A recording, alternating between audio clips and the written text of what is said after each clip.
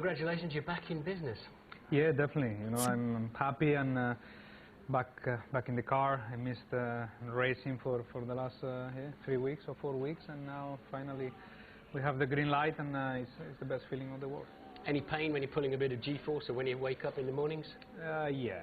In the car you feel the G-forces, you feel you are leaning on the seat on the corners, and also the bumps probably are the worst thing. Here is a big bump on the start-finish line, and that bump, you know, you close the eyes a little bit.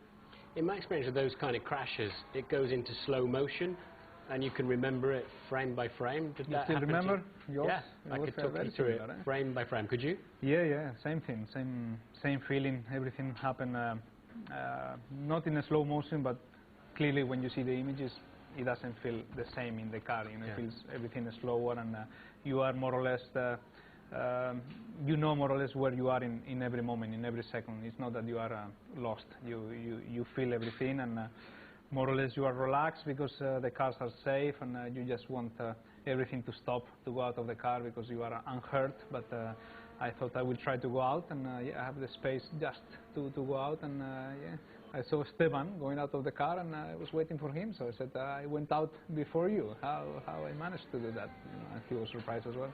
To be honest, I was thinking, if they recover the car and they go to the pit lane because it's a red flag, if I can go out again. Yeah. So that was my initial feeling, you know, if the damage is not enough, or if there is a third car, you know, I can jump in. So, yeah, you know, stupid thought that you have at that moment, because there are no third cars and there are no possible repair to that one, but is the first thing that comes to your mind. I can relate to that 100%, because I was lucky we did have a spare car, and mine was on the first lap, and that's it, you get out and you want to go racing again. Yeah. Is it true in Bahrain that in front of the steward you got on the floor and started doing press-ups to say, look, I'm fit, I can race? Yes, true. And you were trying like great, because in the press conference you gave the impression of, oh, well, I'm a bit disappointed, but behind the scenes you were pushing like mad. Well, also in the press conference I said that I was disappointed because I was, but in reality I flew to Bahrain because I wanted to race. Arguably this is the strongest field of cars and drivers we've had for 10 years in F1. Where do you see yourself in the list of drivers? Top 1, top 3, top 5? How good are you? I feel always confident about beating anyone. I don't believe that I'm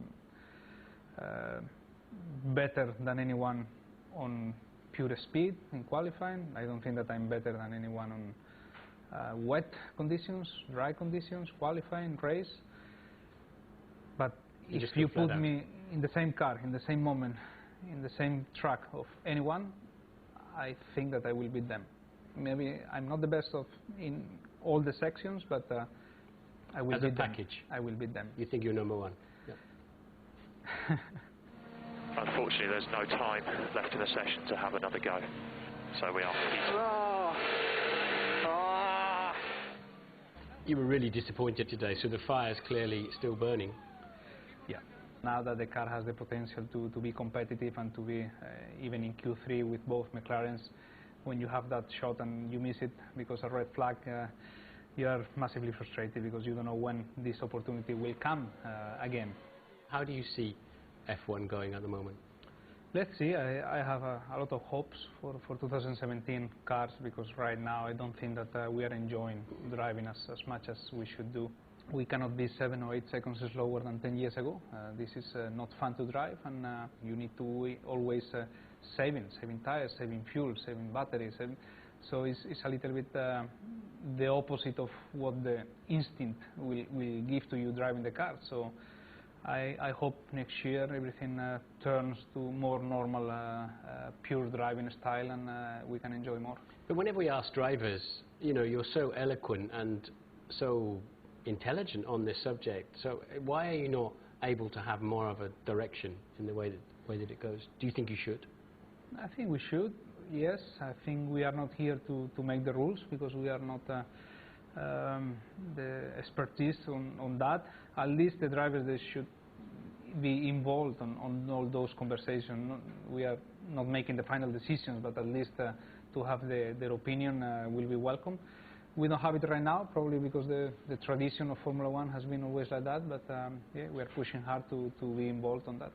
Sometimes the politics outside of the car have with McLaren, to an extent at Renault and at Ferrari, you've moved on, and it may have cost you races, may have cost you even a world championship because of problems that have happened within a team politically. Any regrets? No, no regrets. You know, I never regret anything that I do. You learn with things, you grow up with things, and in the moment that I made all the choices and all the things, I thought in that moment that it was the right one. So once you are clear with yourself and happy with yourself in that moment, to see things later is always pointless. You know, it's nothing you can do, and I'm happy with everything. When you're looking in the mirror in the morning, cleaning your teeth, is there another world championship in the person looking back at you? Yeah, definitely. Thank you.